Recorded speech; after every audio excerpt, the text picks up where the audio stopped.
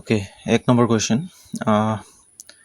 The energy eigenvalues of a particle of mass m confined to a rigid one-dimensional box of weight L are En. If the walls of the box are moved very slowly towards each other, the rate of change of time-dependent energy dE2 by dt of first excited state is. Okay, so কি দিয়া আছে আমাৰ কুৱেশ্যনটোত the energy eigenvalues of a particle of mass m confined to a rigid one-dimensional box of weight L. ঠিক আছে so ইয়াতে ধৰা আমাৰ one-dimensional box এটা আছে বুলি ধৰা হল আৰু ইয়াৰ যেটো weight বা length কিমান দিয়া আছে আমাৰকে L lengthৰ ইয়াৰ আমাৰ one-dimensional box এটা কনসিডাৰ কৰা হল আৰু ইয়াতে ধৰা এটা particle আছে এই particle কি হৈছে আমাৰ যেটো m মাছৰ ধৰা ইয়াতে এটা কি আছে আমাৰ পাৰ্টিকল আছে আৰু এই পাৰ্টিকলটো কি কৰি আছে ইয়াতে তোমাৰ যেটো ওৱান ডাইমেনশনাল বক্স আছে এই ওৱান ডাইমেনশনাল বক্সত ধৰা কনফাইন কৰি আছে হল আৰু এই পাৰ্টিকলটোৰ যেটো এনাৰ্জি আইগেন ভ্যালু এই এনাৰ্জি আইগেন ভ্যালু আমাক কিমান দিয়া আছে তোমাৰ En ঠিক আছে The energy eigenvalue of a particle of mass m confined to a rigid one-dimensional box of weight L are En. If the walls of the box are moved very slowly towards each other, the rate of change of time-dependent energy dE2 by dt of first excited state is. So, etia amar jodi ami ki koru if the walls of the one-dimensional box move very slowly towards each other, jodi ami ki koru ei jitu amar one-dimensional box ase yar ji dukhon wall ase hol ei wall dukhon jodi খুব লাহে লাহে যদি তোমাৰ কি কৰা হয় ধৰা ভিতৰলৈ লৈ যোৱা হৈছে হল move very slowly towards each other ঠিক আছে তেন্তে আমি কি উলিয়াব লাগে তোমাৰ the rate of change of time dependent energy dE2 of first excited state so এই যেটো ওৱান ডাইমেনশনাল বক্স আছে ইয়াত কি আছে আমাৰ m মাছৰ এটা পাৰ্টিকলছ আছে আৰু ইয়াৰ আইগেন এনাৰ্জি আইগেন ভ্যালু কিমান দি আছে তোমাৰ En সো এতিয়া আমি কি বলিব লাগে তোমাৰ যেটো ফাৰ্স্ট এক্সাইটেড ষ্টেটৰ টাইম ডিপেন্ডেন্ট এনাৰ্জি হেতু লিয়াব লাগে সো আমি কি জানো n ইকুৱেল টু যদি আমাৰ 1 হয় হল n ইকুৱেল টু 1 এটো কি হয় আমাৰ ground state one dimensional box কানে আৰু n ইকুৱেল টু 2 ঠিক আছে n equal to 2 is the first excited state হল সো ফাৰ্স্ট এক্সাইটেড ষ্টেটত আমাৰ কি লিয়াব লাগে time dependent energy rate of change of time dependent energy ঠিক আছে তো এতিয়া তোমাৰ কি হল আমি যদি চাও সলিউশনটো যদি চাও যে ধৰা হল আমি কি জানো ওৱান ডাইমেনশনাল বক্সৰ কাৰণে কি হয় আমাৰ for a one dimensional box of weight L যেটো তোমাৰ এনাৰ্জি হয় হল এনাৰ্জি কিমান হয় n square pi square square square বাই 2ml স্কয়াৰ ঠিক আছে এটো আমাৰ কি হয় এনাৰ্জি এতিয়া n ইকুৱেল টু 2 ৰ কাৰণে মানে তোমাৰ ফাৰ্স্ট এক্সাইটেড ষ্টেটৰ কাৰণে e টু কিমান হ'ব আমাৰ 2 square pi square square square বাই 2ml স্কয়াৰ ঠিক আছে সো এতিয়া যদি আমি যেটো টাইম ডিপেন্ডেন্ট ঠিক আছে আমাৰ যি rate of change of time dependent যেটো এনাৰ্জি হ'ব তাক আমি সিম্পলি কি কৰিব লাগিব তোমাৰ ডিফাৰেন্সিয়েট কৰিব লাগিব যেটো এটো এনাৰ্জি দিয়া আছে আমাৰ হল এই এনাৰ্জিটো আমি যদি সিম্পলি যেটো এনাৰ্জি এক্সপ্ৰেছন আছে হেতু যদি আমি সিম্পলি ডিফাৰেন্সিয়েট কৰো উইথ ৰেসপেক্ট টু টাইম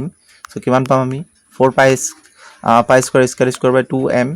এবোৰ আমাৰ কি হয় কনস্ট্যান্ট টাৰ্ম ঠিক আছে মাস অফ দা পাৰ্টিকল কি হয় কনস্ট্যান্ট এবোৰ টাৰ্ম হৈছে কনস্ট্যান্ট সো আমি কি কৰিম তোমাৰ l স্কয়াৰ ওকে এটো আমাৰ কি হ'ব ভেৰিয়েবল কাৰণ কেলে ভেৰিয়েবল হ'ব l টো আমাৰ কি হৈছে লেংথ এটো লাহে লাহে তোমাৰ কি হ'ব ডিক্ৰিজ হ'বলৈ ধৰিব ঠিক আছে সো লেংথটো আমাৰ কি হৈছে চেঞ্জ হ'ব যদি আমি কি কৰো এই ওয়াল দুখন লাহে লাহে আমি মুভ কৰা হয় এগেইনষ্ট ইচ আদাৰ ঠিক আছে সো ইয়াতে কি পাম আমি 4 পাই square square square by 2m minus 2 l to the power minus 3 dl by dt okay so 4 pi square square square by 2 ml square minus 2 1 by l so l square eto amar ki ase l to the power minus 3 okay l to the power minus 3 ami likhibo paru l square into l cube pam thik ase dl by dt okay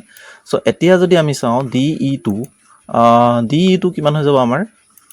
DE2 equal to আমি কি পাম -2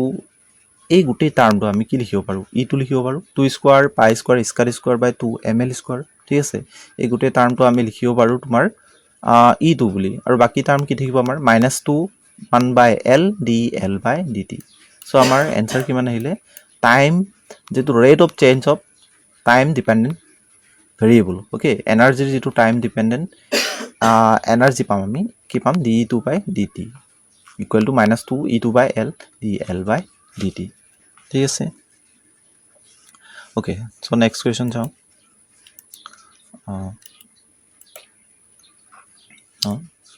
কি দি আছে আমাক এ quantum particle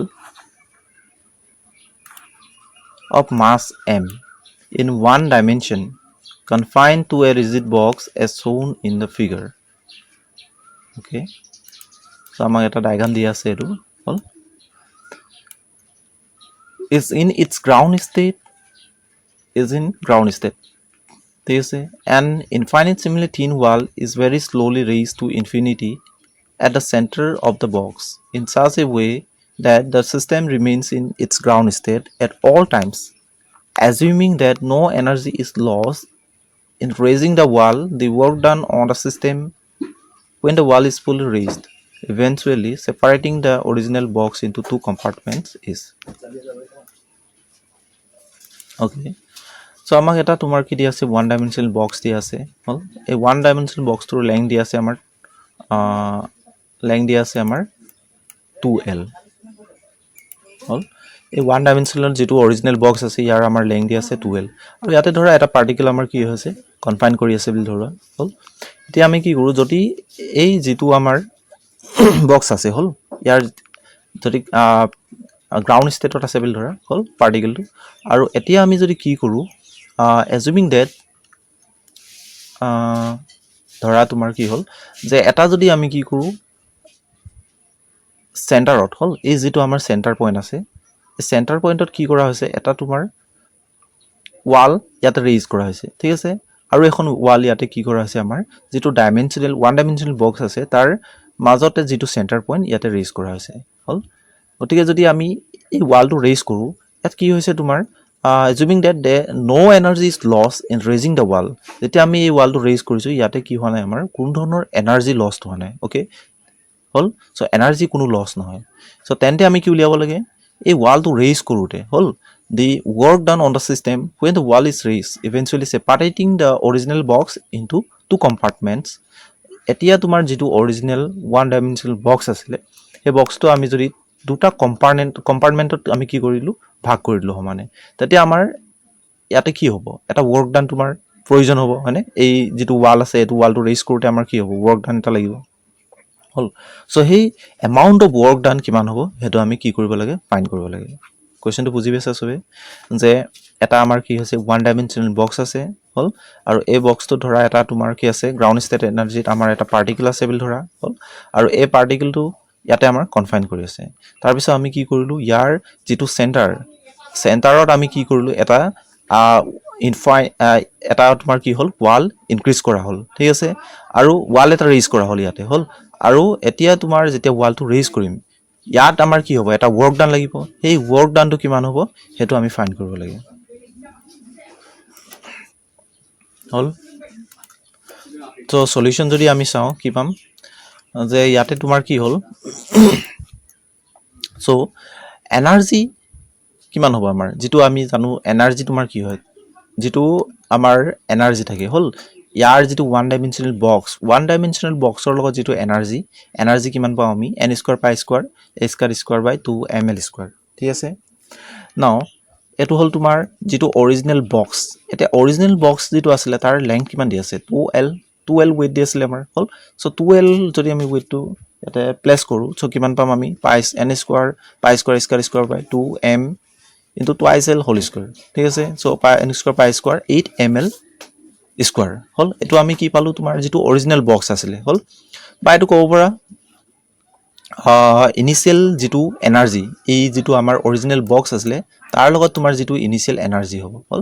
চ' এতিয়া তোমাৰ কুৱেশ্যনটোত কৈছে যে গ্ৰাউণ্ড ষ্টেট এনাৰ্জি কাৰণে হ'ল ওৱান ডাইমেনশ্যনেল বক্স কাৰণে আমাৰ গ্ৰাউণ্ড ষ্টেট এনাৰ্জি কিমান হয় আমাৰ 1 হয় হ'ল আৰু যিটো ফাৰ্ষ্ট এক্সাইটেড ষ্টেট সেইটো কি হয় তোমাৰ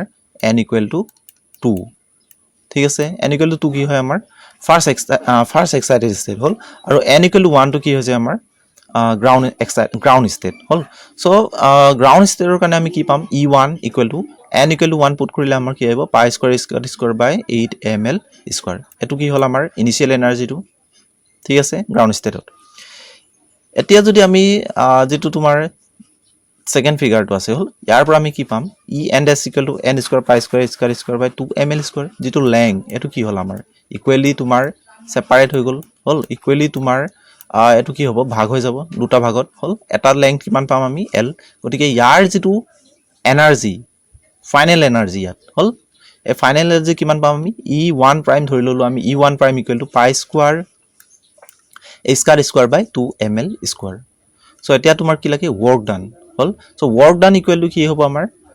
final energy minus initial energy আমাৰ কিমান আছিল এটো আছিল আমাৰ ইনিচিয়েল এনাৰ্জি হ'ল পাই স্কোৱাৰ বাই 8 ml স্কোৱাৰ আৰু ফাইনেল এনাৰ্জি কিমান পালো আমি পাই স্কোৱাৰ বাই 2 ml স্কোৱাৰ সো ইয়াৰ এনসাৰ কিমান আহিলে আমাৰ এটো সিম্পলিফাই কৰিলে আমি কি পাম 3 পাই স্কোৱাৰ বাই 8 ml স্কোৱাৰ ঠিক আছে এটো আছে আমাৰ amount of work done কিমান আমাৰ work done আহিব হ'ল so আমি next question চাও okay so ইয়াতে কি দিয়া আছে আমাৰ the ground state energy of five identical spin half particles which are subject to a one-dimensional simple harmonic oscillator potential of frequency omega so ground state energy of five identical spin half particles ঠিক আছে so ইয়াতে আমাৰ পাঁচটা তোমাৰ কি আছে particles আছে বুলি ধৰা ground state energy হল এই পাঁচটা particle তোমাৰ কি হল এটা one dimensional simple harmonic oscillator তোমাৰ কি কৰা হৈছে ধৰা কনফাইন কৰি আছে বুলি ধৰা ইয়াতে আছে বুলি ধৰা আৰু ইয়াৰ ফ্ৰিকোয়েন্সি কিমান দি আছে আমাৰ ওমেগা হল আমি যদি এটা তোমাৰ ওৱান কি ধৰিলো আমি one dimensional simple harmonic oscillator এটা ধৰিলো ঠিক আছে আৰু ইয়াতে তোমাৰ কি আছে পাঁচটা পাৰ্টিকল আছে পাঁচটা পাৰ্টিকল আমাৰ কি কৰি আছে ইয়াতে আছে হল এতিয়া তোমাৰ কি হৈছে এই পাৰ্টিকল কিটা কি হয় আমাৰ spin half particles ঠিক আছে so spin half that means এবোৰ কি হ'ব আমাৰ fermions হল এই fermions বিলাক আমাৰ কি কৰি আছে ইয়াতে কনফাইন কৰি আছে হল এতিয়া আমি কি উলিয়াব লাগে তোমাৰ গ্ৰাউণ্ড ষ্টেট এনাৰ্জিটো কিমান হ'ব এই পাঁচটা তোমাৰ যেটো পাৰ্টিকল আছে আইডেন্টিক্যাল স্পিন আপ পাৰ্টিকলস আছে হল বা তোমাৰ ফাৰ্মিয়নস আছে তাৰ আমাৰ কি উলিয়াব লাগে গ্ৰাউণ্ড ষ্টেট এনাৰ্জি কিমান হ'ব ঠিক আছে সো এতিয়া আমি যদি ইয়াত কি হ'ব এই পাৰ্টিকল বিলাকে আমাৰ যেটো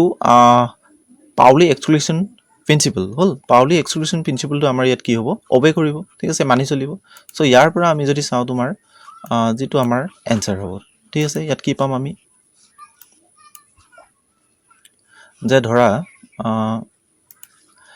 we know that energy of a harmonic oscillator যেটো আমাৰ এনাৰ্জি হাৰমনিক অসিলেটৰৰ কাৰণে যেটো এনাৰ্জি হয় এটো কিমান হয় আমাৰ n + half h * omega আৰু n = 0 পুট কৰিলে আমি কি পাম গ্ৰাউণ্ড ষ্টেট এনাৰ্জি ঠিক আছে n = 0 ইয়াতে তোমাৰ কি হয় গ্ৰাউণ্ড ষ্টেট এনাৰ্জি হাৰমনিক অসিলেটৰৰ কাৰণে হল সো therefore total energy এটা পাঁচটা পাৰ্টিকল তোমাৰ কি হ'ব এনেকে আমাৰ